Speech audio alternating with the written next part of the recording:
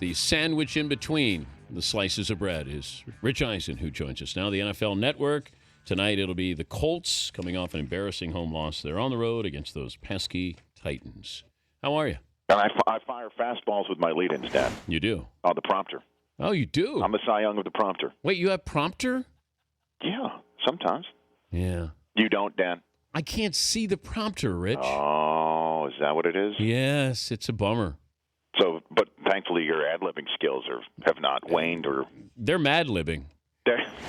But I had somebody who was criticizing me, saying I was just a talking hairdo read off prompter, and I go, I'm a talking hairdo, but I can't read off prompter. I can't see it. You know, I read on prompter every now and then. Certainly when I'm doing like a straight-up on-camera lead-in, I'll do prompter.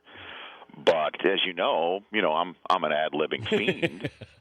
Have you ever had that's when I go next level. Embarrassing moment on camera reading? With a prompter? Yeah. In my first job in Reading, before I met you, Dan, where the teleprompter in my first job at the ABC affiliate in Reading, California, KRCR-TV, the spirit of the North State, the prompter was controlled by a foot pedal that the anchors would pass to one another under the desk. And so I controlled it sort of like, you gave it more gas. If you wanted to go faster, you controlled your own prompter. And it would sometimes go to Greek, as we called it, where the prompter would just go from letters to asterisks and exclamation points, and boom, right in the middle of your lead-in, it was gone. And I had that a couple of times. But on top of it, the tapes weren't being run. We were going to black. It's brutal, to the point where I had to acknowledge it on the air. I said, quote, unquote, I'm broiling in my own sweat. Was a line on TV. Oh, local news. Oh, yeah, I'm broiling in my own sweat was the line I said on television. I went to the Eagles concert last Friday night. How was it? Well, guess who I ran into? Oh, gosh, that could be anybody. At Madison Square Garden. Big Eagles fan. The Schwam. Yes. They ran into Chris Berman. Fantastic. Yeah. So it was Hotel California. And you? That's what he said.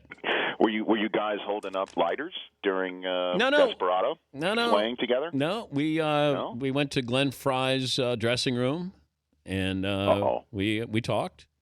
That's it? Yeah. Okay. Yeah. Were you taking turns to speak to Glenn Fry? Was there a line outside of Glenn Fry's door? No, it was just Chris and myself and Glenn Fry, and we were just talking. It's like Almost Famous 2. Right there. Yeah. It was nice. Glenn Fry, Eagles put on a great concert, but I just, because we walk into Madison Square Garden. Yeah. And my wife says, what are you going to say to Chris Berman? I go, what do you mean? He goes, well, he's right there in front of you. And he turned around, and I guess he heard my voice. And you? And I went, oh, God. Yes. Yeah, I know. Yeah. We do have Captain Obvious audio from last week, as Rich Eisen, living up to his word. Oh, yeah. This is what he said on the NFL Network. Mm-hmm. Are in last place at 2-6. They've won 2 straight games, but when you see the last place team having only 2 wins, and that makes them just 2.5 games out of first place, you don't need to be Captain Obvious to say that anybody can win this division from where we are currently sitting in week number 10. Well done. And that's in the pre-kick, Dan. I give my Dan Nation shout-outs when the ratings are highest. Well, I tuned in, yeah, and I was probably watching for about 7 seconds, and then all of a sudden, boom, Captain Obvious. It was meant to be. Yes, it was. Sometimes these things are meant to be. The question is, and Susie would like me to put this sort of be in the bonnet here. When am I going to have a shout-out for me on NBC? Wait, can we get the turnabout on your show? Wait, your wife brought this up? Yeah, she's just like, why don't you bring it up? Well, I'm bringing it up. But I never thought about it. But she's right, Dan. I mean, where's the shout out for? Can we just 1 week get a shout out? Okay, what would you like? Can you drop the word podcast on NBC? Like Rich Eisen podcast? No, just the word podcast. You work it in there. I don't know. You can. I can? Yeah, of course. Come on, Dan. You're okay. This is easy. How would I drop podcast on Football Night in America? You don't need that sort of help from me. Yeah, you know, are you serious? Would you like to? I could just give you 3 examples right now. Okay, go. Here's one. Okay. Here's one. Peyton Manning. Everybody's talking about his ankles everywhere on TV, radio, podcasts, everywhere. Okay. There's one. All right.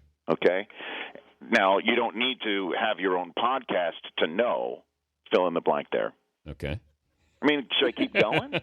It's so simple. I guess I'm used to being professional, and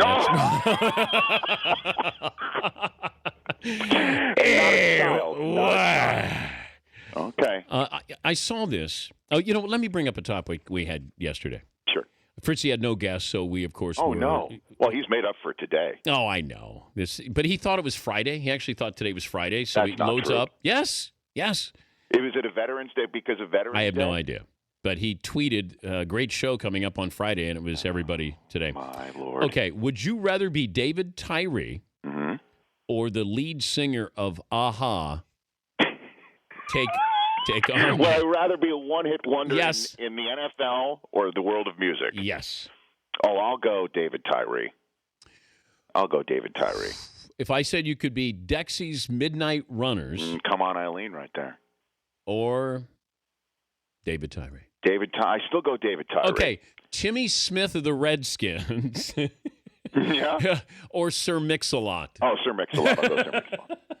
Yeah. But Timmy Smith had the best Super Bowl ever for a running back. Yeah, but Sir Mix-a-Lot is that's a different story. I mean, he'll be spinning records forever. He's Rich Eisen from the NFL Network, his Rich Eisen podcast. Yes. Scott? That's a word. Come on, it's simple. Okay, all right. Rich Eisen, NFL.com, and iTunes. And the NFL Network, NFL Game Day morning, the game coming up tonight. Did you see this story where Mike Florio just posted this? Baylor could be bracing for a Redskin rush on Art Browse. Let's say the Redskins don't make the playoffs. Which you can easily say right now. Yeah. Well, I said at the beginning of the year, unlike the other analysts, but I said they don't make the playoffs. But let's say they don't. Mike Shanahan's future, and do you bring in RG3's college coach? Wow, that I don't know. That's a great question. I think you should still stay the course. Shanahan's 1-2. I mean, he's 1-2. He knows how to do it. Their problem is their son's the offensive coordinator.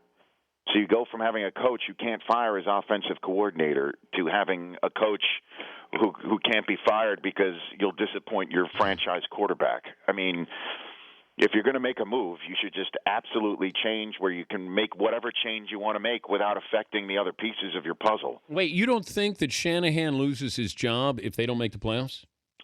I don't think that that's entirely true. Okay. I don't think that that's entirely true.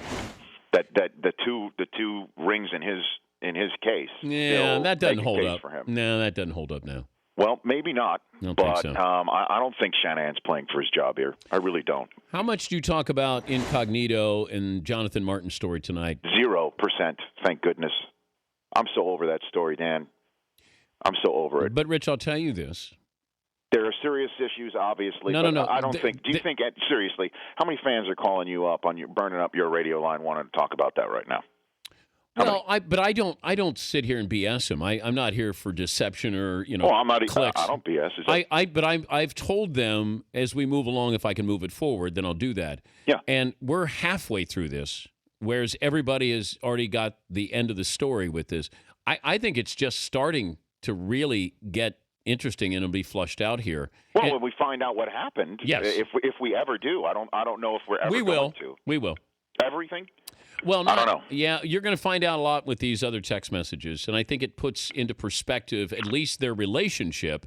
Not that how what was put in those text messages. There's going to be some stuff that comes out. Here's the fine line that needs to be walked here. Yep. There are very serious issues, clearly, workplace issues, bullying issues, mental health issues, very serious issues Yep. at the heart of this thing that do need to be discussed, that do need a spotlight put on it. Correct, but it's week 11, man. You've got a huge game on Sunday Night Football. Monday Night Football is a huge game. Mm-hmm. Tonight, the AFC South can either be led by 1 or 3 games by the end of tonight.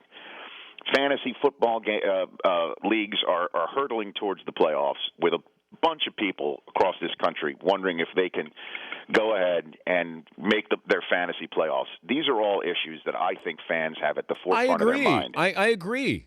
Period. Absolutely. And that's why, I don't spend that much time on it. I've only cautioned people that, just give it some time. The same thing with Jameis Winston at Florida State. I need to know a little bit more before I jump to the conclusion that their season's over, Heisman Trophy, or he's going to jail. I think that we overreact. That's the nature of the industry now, because you want to be first, but you can be first and also be wrong. So just that. Bring it up when I need to. We're in a world where a lot of people are breaking news or trying to read into context in 140 characters, and nuance is lost. So this is a highly nuanced story between Martin and Incognito, and if there is something that breaks, we'll discuss it. But I think the day of the 8, 9, 10-minute pregame segment roundtable discussion about the issues coming out of this story is in the past. I agree. We'll be watching tonight, and tonight you will drop in Fuego. And Fuego. Yes. Okay. Go old school. That's what's more obvious than that, though, Dan. I mean. Okay, here you go. What's more obvious than En Fuego? Okay, here you go. You can't stop him. You can only hope to contain him. I might as well just, we might as wow. We might as well just have Mooch then say somebody needs to put the biscuit in the basket. Okay, how about this? How about you give me a booyah? A booyah? Yeah. Can you give me a booyah? Oh, Dan. Come on now. Come on. I'm still willing to do one more thing. I'm going to give you podcast. I'm giving you podcast this Sunday night, all right? Okay. Okay. And then we can move forward? Is that what it is? Or yes. Okay. So I have no assignment for tonight, though. Well, okay, I'm just... Give me one more. The Jets just signed Ed Reed, by the way. Yeah, that makes sense. Yeah, they just signed him. Let's give Richie Rich one, then we got to take a break. Paulie? Cooler than the other side of the pillow? No, boy. I don't want it to be a joke. I want it to be something you can... It's good when it's just you slip it in there. Yeah. How about just Dan... You guys were not prepared for this. How about just Dan Patrick? What? Where would that be fitting in, Dan? How about 2149? Oh, boy. Now that's next level. The question is how do I get that in there? Well, you got the rest of the day to get 2149, our former boss's extension. Okay. I'm going to accept that challenge. All right, you got podcast Sunday night. All right, I will be DVRing it just to make sure I don't miss it. As you know, that right around the 4:30 to 5:30 is a witching hour in a house with 3 children under the age of 5. Well, you'll know if you don't hear it. True. You'll know. That's true. All right. Thank you, buddy. That's Rich Eisen. We'll take a break. Jets have signed Ed Reed. Max Scherzer set to call in, and we'll get to your phone calls this long. 20 before the hour. Dan Patrick Show. The Dan Patrick Show. Weekday mornings on Audience.